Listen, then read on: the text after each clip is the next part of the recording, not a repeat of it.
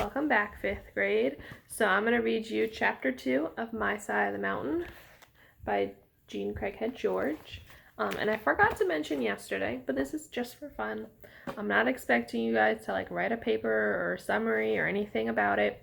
You can ask questions below, or you can comment if there's words you don't know, because there's a lot of new vocabulary words in this book that you might not know. So you can comment below if you don't know the vocabulary words, and I can help you define them, or we can look them up together.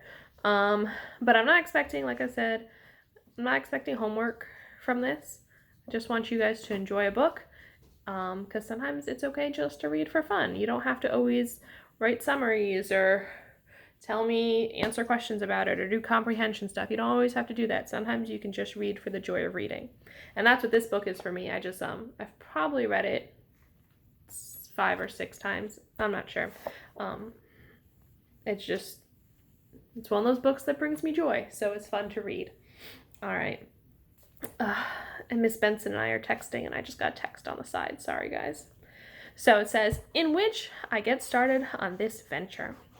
So I left New York in May. I had a penknife, a ball of cord, an axe, and $40, which I had saved from selling magazine subscriptions. I also had some flint and steel, which I had brought from a Chinese store in the city. The man in the store had shown me how to use it. He also had given me a little purse to put it in and some tinder to catch the sparks. He had told me that if I ran out of tinder, I could burn some cloth and use the charred ashes. I thanked him and said, "This is the kind of thing I'm not going to forget." On the train north to the Catskills, I unwrapped my flint and steel and practiced hitting them together to make sparks. On the wrapping paper, I made these notes. Hard, brisk strike first. Remember to hold the steel in my left hand and the flint in my right hand, and hit the steel with the flint. The trouble is the sparks fly every which way. And that was the trouble. I did not get a fire going that first night, as I mentioned, and that was a scary experience. I hitched rides all the way to the Catskill Mountains. About 4 o'clock, a truck driver and I passed through a beautiful dark hemlock forest, and I said to him, "This is as far as I'm going." And he looked all around. He looked at me. He said, "You live here?" I said, "No, but I'm running away from home, and this is just the kind of forest I've always dreamed I'd run to. I think I'll camp here tonight." And I hopped out of the cab. Oh, come on, Herbie. Sorry, Herbie just decided to come visit. There's Herbie. Say hi, buddy. So he hopped out of the cab. "Hey, boy," the driver shouted. "Are you serious?" "Sure am," I said. "Well, ain't that something? You know, when I was your age, I did the same thing. Only thing was, I was a farm boy and ran to the city, and you're a city boy running to the woods. Now, I was scared of the city. You think you'll be scared of the woods?" "No," I shouted loudly. As I marched into the cool, shadowy woods, I heard the driver calling to me, "I'll be back in the morning if you need a ride." He laughed. Everybody laughed at me, even Dad. I told Dad that I was going to run away to Great-Granddad Gribley's land. I heard the roaring of laughter as he told me about the time he had run away from home. He had gotten on a boat and headed to Singapore, but then when the whistle blew for departure, he got down that gangplank and went home to bed before anyone knew he was gone. And then he told me, "Sure, go ahead, try it. Every boy should try it." I must have walked a mile in the woods until I found a stream. It was a clear, athletic stream that rushed and ran and jumped and splashed. Ferns grew along its bank, and rocks were upholstered with moss.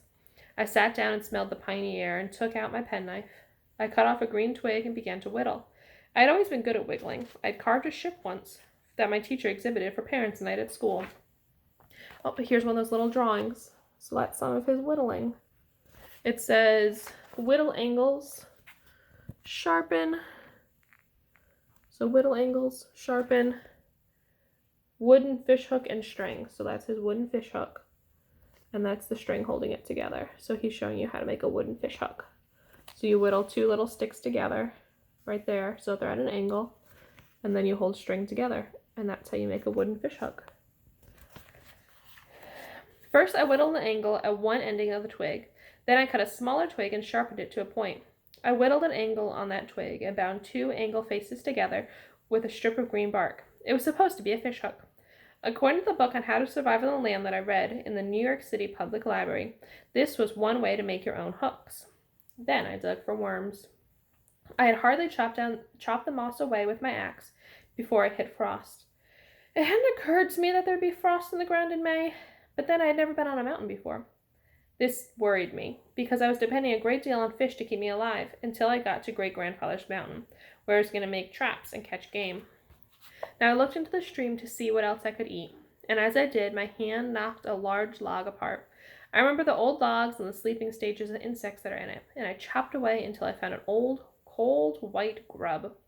I swiftly tied the string to my hook, put the grub on, and walked to the stream looking for a place to fish.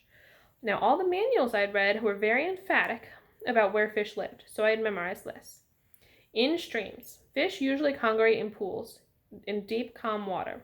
The heads of riffles, small rapids, and the tails of a pool. The eddies below rocks or logs, deep undercut banks, in the shade of overhanging bushes, all very likely places to find fish. This stream did not seem to have any calm water, and I must have walked for 1,000 miles before I found a pool with a deep undercut bank with a shade of overhanging bushes.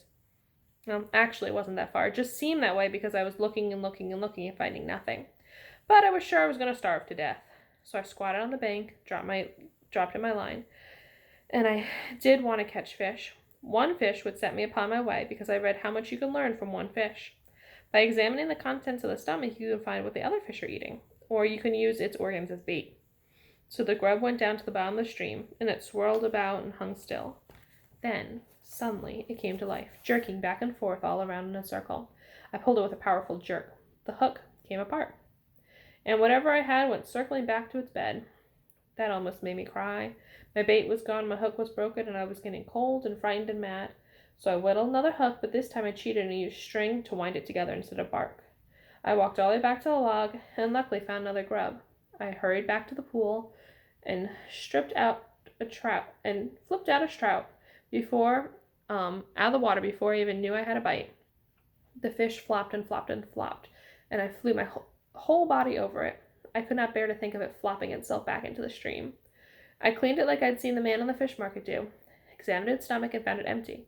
This horrified me. What I didn't know is that empty stomach means that fish are hungry and will eat about anything. However, I thought at the time that I was a goner. Sadly, I put some of the organs on my hook, and before I could get my line to the bottom, I had another bite. I had lost that one, but I got the next one, and I stopped when I had about 5 nice little trout and looked for a place to camp to make a fire. It wasn't hard to find a pretty spot along that stream, and I had selected a place beside a mossy rock in a circle of hemlocks. I decided to make a bed before I could cook. I cut off some boughs for a mattress that I had leaned against some dead limbs against a boulder, and covered them with hemlock limbs. This made kind of a tent. I crawled in, laid down, and felt alone and secret, and very excited. Ah, but the rest of the story. I was on the northeast side of the mountain, and it grew cold and dark early. Seeing the shadows slide down on me, I frantically ran around gathering firewood. And before I flip the page, I want to remember to show you this picture of Sam fishing. So that's him fishing with his little homemade fishing line. So I ran around frantically gathering firewood. This is about the only thing I did right from that moment until dawn, because I remember that the driest wood in the forest is the dead limbs that are still in the trees, so I gathered an enormous pile of them. The pile must still be there, for I never got a fire going. I got sparks and sparks and sparks. I even hit the tinder with the sparks. The tinder burned all right, but that was as far as I got. I blew on it, I breathed on it, I cupped it in my hands, but no sooner did I add those little twigs than the whole thing went black. Then it got too dark to see. I clicked the steel and the flint together, even though I couldn't see the tinder. Finally, I gave up and crawled into my hemlock tent, hungry, cold, and miserable. I can talk about that first night now, although it's still embarrassing to me because I was so stupid and so scared, and I hate to admit it. I made my hemlock bed right there in the stream in the valley, where the wind drained through the cold mountain top. It might have been all right if I had made it to the other side of the boulder, but I didn't. I was right on the main highway of cold winds as they tore right up and down the valley below. I hadn't gotten enough hemlock boughs under me before I had laid my head down, and my stomach was cold, and I was damp. I took some boughs off the roof and shoved them under me, and then my shoulders were cold. I curled up in a ball and was almost asleep when a whippoorwill called. Now, if you've ever been within 40 feet of a whippoorwill, you'll understand why I couldn't even shut my eyes. They are deafening. Well, anyway, the whole night went like that. I don't think I slept even 15 minutes. I was so scared and tired, and my throat was dry. I wanted to drink, but didn't dare go near the stream for fear of making a misstep and falling in wet. And here's a picture of his little tent that he made by the boulder. And it says below, a couple of good shelters. Make sure your fire is on scraped earth. Also make sure to put it out. That's why it's important to have easy to read cursive, because his cursive is not easy to read. Anyway, so I wanted to go to get a drink from the stream, but didn't dare go near the stream for fear of making a misstep and falling in wet. So I sat tight and shivered and shook, and now I'm able to say I even cried a little bit. Fortunately, the sun has a wonderful, glorious habit of rising every morning. When the sky lightened, when the birds awoke, I knew I would never see anything so splendid around me as the red sun coming down over the earth. I was immediately cheered and set out directly for the highway. Somehow I thought I was a little nearer to the road and everything would be all right. I climbed the hill and stopped.